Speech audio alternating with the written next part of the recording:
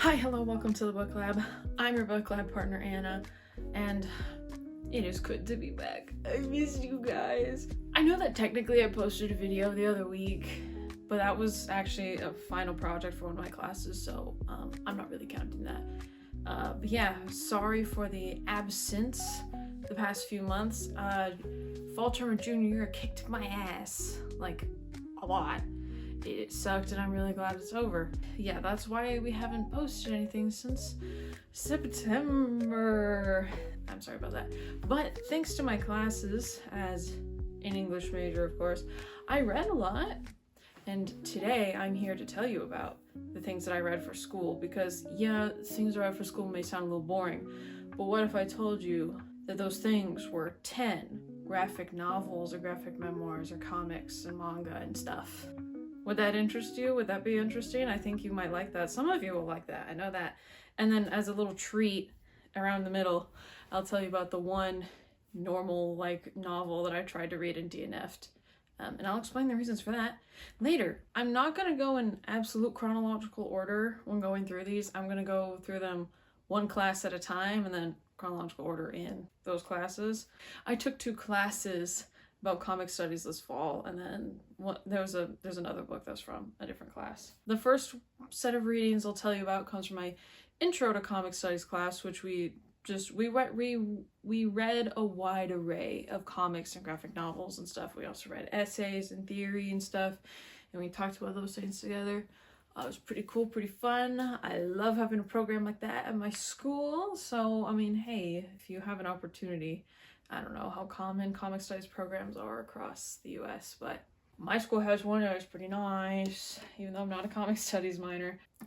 You'll realize that as I go through this video, a lot of the stuff I read this term were graphic memoirs. And the first one is a pretty short graphic memoir. It's also my favorite one that we read for the class. And it was the first one, so it was like kind of a high bar right off the top. But that book is It's Lonely at the Center of the Earth by Zoe Thorogood. I fucking loved this, man. I loved it. It was so fun. Well, fun. It's depressing as hell.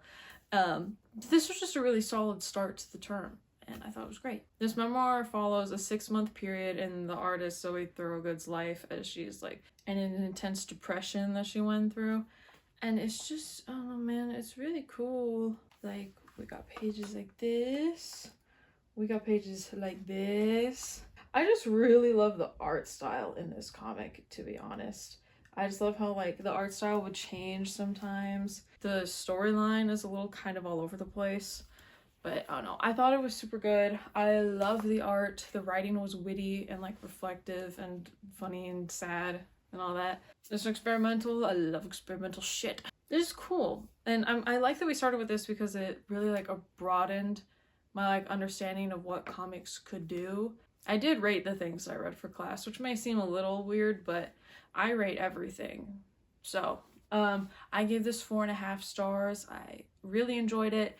I highly recommend if you can stand a very self-deprecating, depressed narrator, a storyline that goes all over the place, and meta comics. I mean, like, this is like part of this is like she's making this thing. There's a page at the end that I don't want to show you because it's like a crazy thing to see, but meta stuff. Anyway, next book was another graphic memoir. Get used to that, okay? Get used to it. And that is 100 Demons by Linda Berry. This is, man, I don't really know how to describe it. This explores various demons from the creator's life. Each chapter basically focuses on facets of Berry's identity and her upbringing and just things that she kind of has regrets about. Stuff like that, I think. Honestly, I don't remember a whole lot. I read this in early October. Yeah, I don't remember a whole lot about this. Yeah, the format's interesting. It's very much kind of like a scrapbook. Like, these are what the like chapter title pages look like, so it's kind of like a collage thing. It was cool, but I only gave this 3 stars, I think. I don't know, it didn't stick with me as much, especially when I enjoyed It's Lonely at the Center of the Earth so much. Then we followed it up with this, which isn't bad at all. I didn't enjoy it as much, and maybe I'm just I need to put this thing down. This book is, I got it used and it is kind of falling apart. Maybe I'm just elitist, but I enjoy the art style of It's Lonely better. But I don't know, I think you're allowed to have preferences, right? So yeah, I just preferred the art style and storytelling of Thorogood's book. It doesn't mean that 100 Demons was bad, it just wasn't really for me. And then after we read that, we went into about 3 weeks of studying horror comics. We started with old horror comics from the 50s, which were just crazy. They were doing wild and sometimes progressive shit back then. Not always, but they were certainly weird, and they were very interesting to read. And then after that, we also read a collection of horror comics called Through the Woods by E.M. Carroll, which we just read as a PDF, so I don't have a physical version. I wish I did. It was beautiful. I really liked it. But so, I mean, since we didn't read a physical book, I didn't rate it or log it or anything, but Through the Woods by E.M. Carroll, a collection of beautifully illustrated horror comics. Very cool, very good. Kind of like almost fairy tale-esque. Love that. And then we got to the big beast of our horror unit. That was the longest book I've read all year. And that's a horror manga by Junji Ito, Uzumaki. Uzumaki. Wow, this is really something. I've never read Junji Ito before, so I was really glad that this was on our syllabus. Because I have a Junji Ito down here. I have No Longer Human by him, which now hopefully I'll get to now that I've read this. I've just been, I don't know, sort of intimidated starting to read his works, but I enjoyed this, Uzumaki. I don't really know how to describe it. I mean, it says on the back, this town is contaminated with spirals. And I mean, that's basically the gist, I'll be honest. It's sort of like a bunch of short stories that follow like the same characters in the same town, but they're not really plot connected. It's basically just a lot of people going crazy in this town and the weird things that start happening, especially toward the end. My God, weird shit happens in this book. We have a normal girl named Kitty who watches a ton of weird shit happen in the town that she lives in. Yeah, it involves the shape of the spiral and how it drives people mad. Like, I don't know what to describe this, man. I gave it 4 stars. I thought this was very enjoyable, very weird. Read it in like 3 days. I was definitely grossed out at some points. Junji Ito, very good at doing fucked up shit, man. It was enjoyable and confusing to read, but that's not necessarily bad. And now I'm just glad that I've finally read Junji Ito. And so hopefully this will open the gates to reading more Junji Ito. After we finished our horror unit, we read The Arrival by Sean Tan. This is an interesting comic in the fact that it has no words. It's all images. All images, no words. Or if there are words, what's the word? I can't remember. They're asemic words, which means that like they're basically just symbols that have no inherent like meaning, but then like throughout the book you kind of learn how to read some of the symbols just by like pattern recognition, being like, oh, this thing was connected to that thing, so it must be something like this, and blah blah blah blah. Anyway, I kind of fully skipped over what this is about. This is about a man. He doesn't have a name. Again, no words. This man who immigrates to this weird fantastical city full of wondrous creatures, including this adorable little guy on the cover. I love this thing. It's so cute. But then there's plenty of other weird creatures and stuff. It is basically just a depiction of the immigrant experience. There's a language that he and the reader can't understand. Like I said, it's asemic language. And yeah, I don't know. I would just say it's like about the immigrant experience, like going to another place because your original home is infested with giant monsters, and then how like trauma sometimes comes up when you come to the other place. And just other people helping you. I don't know. It was really good. I liked it. I gave it 4 stars. It's a beautiful story and just a beautiful work of art, and it's relatively easy to follow without there being any text that you can understand. Yeah, that's The Arrival by Sean Tan. Beautiful art, beautiful work. Absolutely incredible. Hold on, I want to find a better... It's gorgeous, yeah? It's gorgeous. It's absolutely stunning. Beautiful work. And I love this little guy. It's like everyone has their own Pokemon. But not really, but you know. Anyway, The Arrival by Sean Tan. And then the last book that I read for this class, the last 2 weeks of the term, especially the last week, oh my god. I was just doing so much stuff, so I didn't actually get to fully read everything we're supposed to read for this class, but the last thing that I did read was March, book 1 by John Lewis and Andrew Aiden, and Nate Powell. This is a graphic autobiography, but the young years of Georgia State Representative John Lewis and civil rights activist. Sorry, I forgot that too. He played an integral role in the Nashville student movement and the nonviolent lunch counter sit-ins in 1960. This is the first book in a trilogy about his life, and this one is specifically about like him from like the ages of being like a kid to like 18 maybe. Yeah, I'd be interested in reading the other two. It was a really quick read. I read it before last week of classes started, like the Sunday before I just started absolutely drowning in work. Yeah, I thought it was a quick, digestible way to learn a small piece of civil rights history. And the art's great. I really like the art. I like the layout. You think I'd be able to talk like better about comics after taking 2 classes about them, but I don't know. My brain is just so filled with lingo of comics theory that I'm like, if I said something about Hatfield's tensions, I don't know if you know what that is, so I'm not going to get into it. Yeah, guys, I haven't filmed one of these in a while. You gotta bear with me, okay? I'm sorry. I'm all over the place. I gave this 4 stars. I gave like a million things 4 stars this year. It's made making my list of like ranking everything I read this year very difficult. Yeah, it's not even funny how many things I've rated 4 stars, but like that just means I've just read good stuff. And I always give a lot of things 4 stars. I don't know. I am not picky when it comes to giving things 4 stars. That's the last book I read for that class. There was another book we were supposed to read during the last week of the term, but like I said, I had too much work and I genuinely just didn't have time to read this, but I want to show you what it is just so that you can see like the full reading list for this class. And that book is Black Arms to Hold You Up by Ben Passmore. This is a new, like it just came out this fall, I think in like October or something. Nonfiction comic about the history of armed Black resistance. Like I said, I didn't get to read it because I just had so much other work going on, but the week that we were supposed to read this, the author, Ben Passmore, also visited our school, and again, I didn't go to his talk because I didn't read the book and I didn't have time. But my friends that went to his talk said he was a pretty cool guy. So that's cool. So this was everything that I read for one of my classes this term. Before we get into the other class, I'm going to tell you about a normal book that I tried to read and that I DNF'd. And the book that I tried to read but failed, just couldn't finish it. For so many reasons, okay? I'm going to try not to get too into detail about it, but that book is Infinity Alchemist by Kaysen Callender. This is a YA kind of dark academia fantasy that I started reading around Halloween, and it genuinely took me until like the end of November to be like, I need to DNF this. I don't care. I'm not reading it very much. And I took my bookmark out, but I made it about 130 pages in, I think. I tried to read this. I tried to enjoy it so I could have a break from all the comics and essays I was reading. Guys, I just could not get invested. And like I said, I read like 130 pages. And I just couldn't get into it. Anyway, here's the basic plot summary.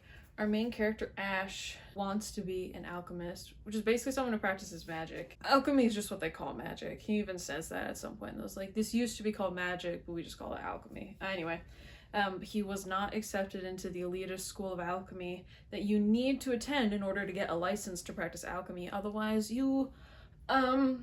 because practicing alchemy without a license is punishable by death. By literal death.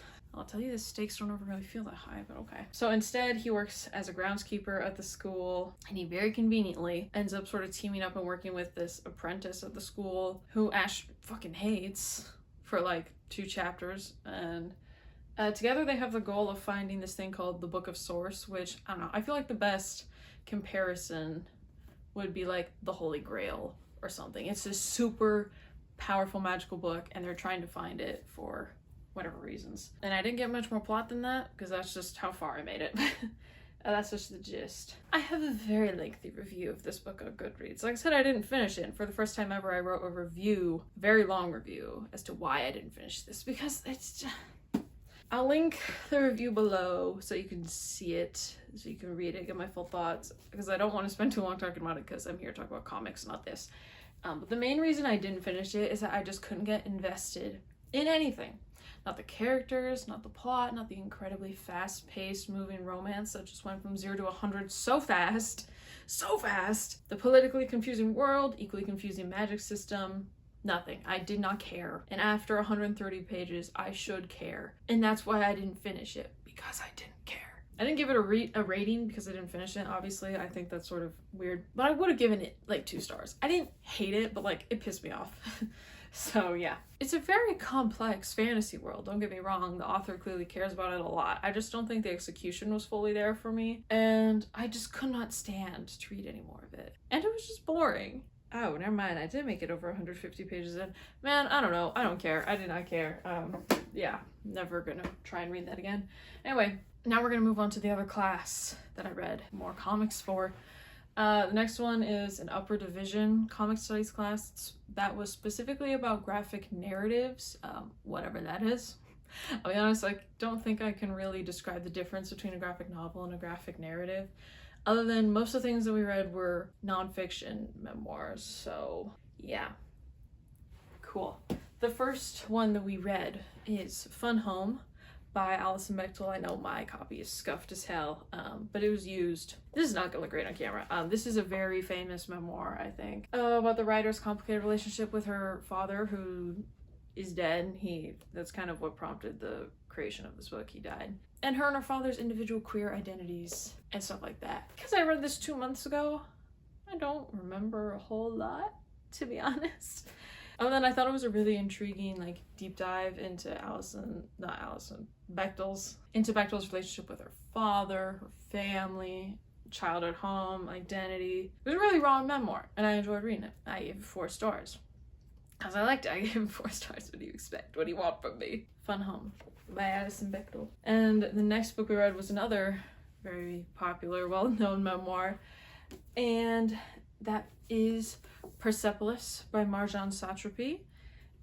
This is about the childhood and teenage years of Satrapi growing up in Iran during the Islamic Revolution and the religious oppression and the war with Iraq that followed it, and then the years that she spent living in Vienna as a teenager, and just how she kind of like discovers herself, both within and outside her family.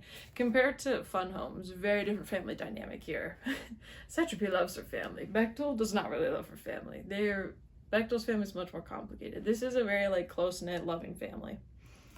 And I gave it 4 stars. Would you believe it? I gave another book 4 stars. I thought it was educational, it was engaging, it was interesting. Learning about Iran. And something interesting about this book that I want to share with you, because like I said, I read these for class. And one of my favorite things about reading books for class is like the supplementary stuff you get to learn about a book. So I want to tell you about the previous forms of this book, like the previous printings. Satrapi eventually, as an adult, ended up living in Paris, and this comic was originally written in French and published as 4 short volumes. 4 short volumes featuring figures riding on a horse on the covers. I'll put them on the screen. I'm going to very respectfully steal from my professor's slideshow, and I'll show you what these covers look like so you can see the difference. We talked in class about how the different covers kind of sell the book as different kinds of stories. So like the original French covers, like they kind of imply like revolution and standing up to oppressors because it's France. No hate to France for that, because plenty of other places do that, but it's France.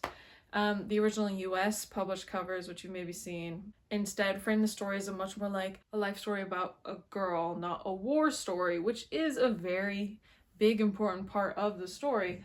And then the complete editions of Persepolis, I think, don't quote me on this, I haven't seen the movie. There's an animated movie of this. The 2007 and copy that I have, the 2023 covers, have stills from the movie. The 2007 cover is very reminiscent to Fun Home, which came out the year before the 2007 copy. And then the 2023 20th anniversary edition, 20th anniversary of the US printing, not of the original printing. That's this one that I have. Presents the story as standing up to a religious oppression. As you can see, because Satrapi is being kind of like accosted by 2 people in veils.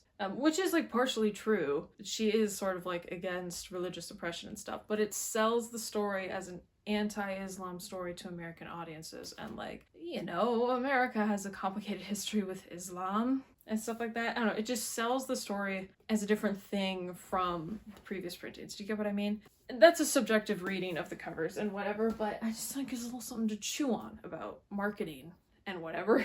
Move on from Persepolis to our third book, The Best We Could Do by T. Bui. This was my favorite book from this class that we read.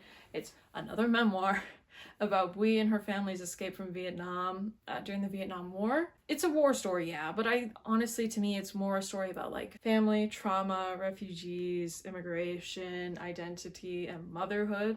Motherhood's very important here. It's just a beautifully illustrated and really well done memoir. I really liked it. I gave this 4.5 stars. Like I said, it was my favorite from the class. I feel like I learned quite a bit about the Vietnam War and the refugee experience. And I feel like there's this one YouTube video that YouTube keeps suggesting to me that I haven't watched yet, but I'd like to. It's just about how like it's impossible to make a good war movie or a good anti-war movie. And to me, something about this that makes it anti-war is the fact that it centers on the life of the civilians impacted by the war, not the soldiers in the war. Because I feel like if you make a movie or story about a soldier, you're kind of automatically glorifying it a little bit, even if you make it like grim and depressing and stuff. I think the real truth of war experiences comes from the civilians that have to suffer through that trauma and flee their homes because it's not safe. That was an unscripted little tangent, but I just think this is really good.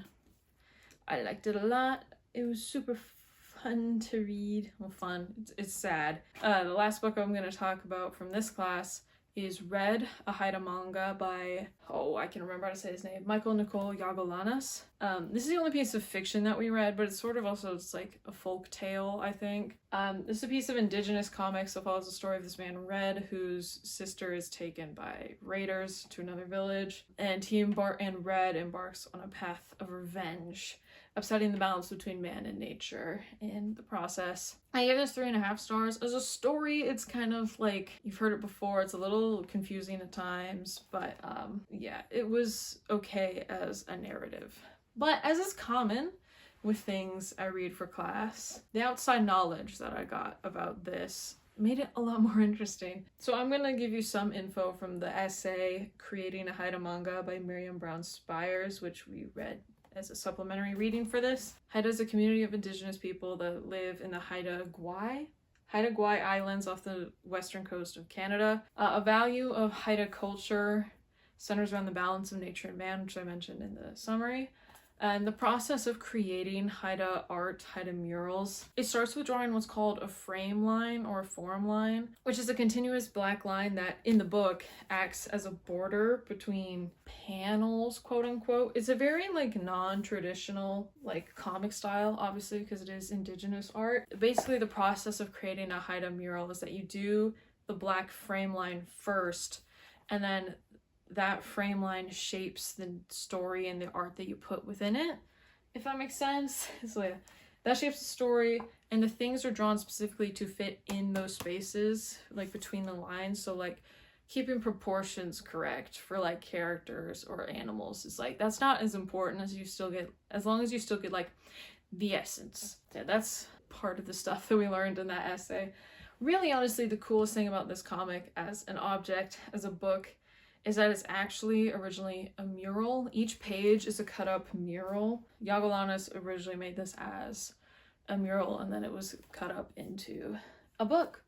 At the back of the book, there's a guide for like, if you were to take apart 2 copies of the book, because pages are double-sided and whatever, so you would need 2 copies to put them back together. Yeah, at the back of the book, it shows you what the full book looks like as a mural, like the original mural that it was.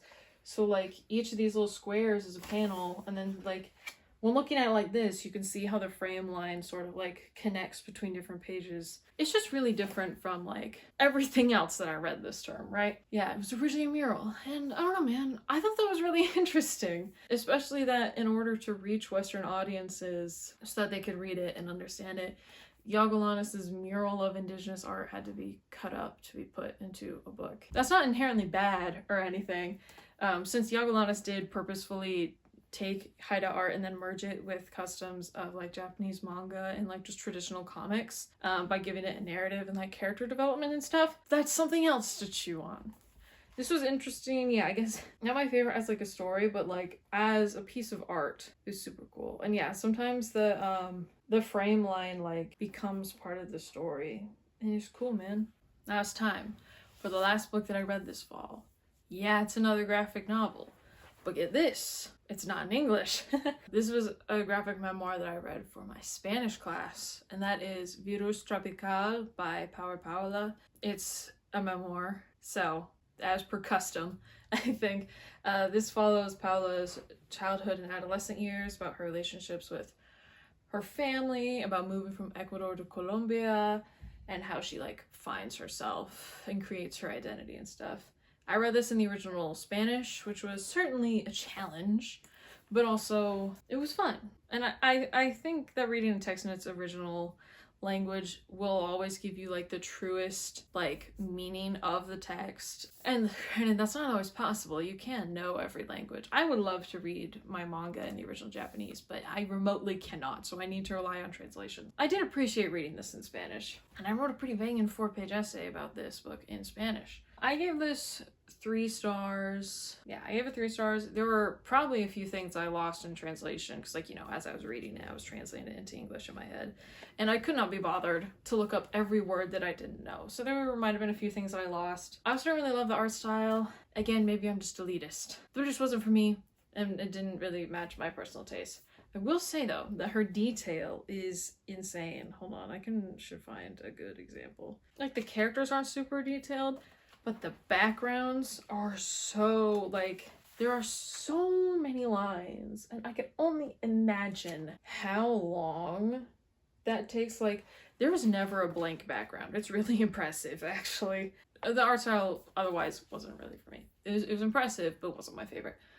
And, like, compared to all the other memoirs I read, this one just doesn't really stand out. It's a pretty standard memoir story, I'll be honest. It follows the forming of the author's identity through, like, 18 years of their life. And that's kind of, like, Persepolis is pretty similar, but that memoir is closely linked with war and national identity, and I guess that just makes for a more compelling story. And, like, not that Virus Tropical wasn't compelling at all, but it was less compelling. So these are all the 10 books plus the 1 book that I DNF'd. Yeah, that was a lot, but that's it. These are the 10 graphic novels that I got to read for school this year.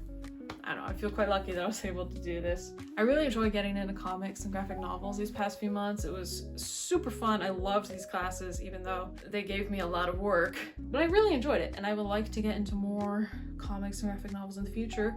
So if you have any recommendations, I'll gladly take them. But that's all from me today. Thank you so much for stopping by the book lab.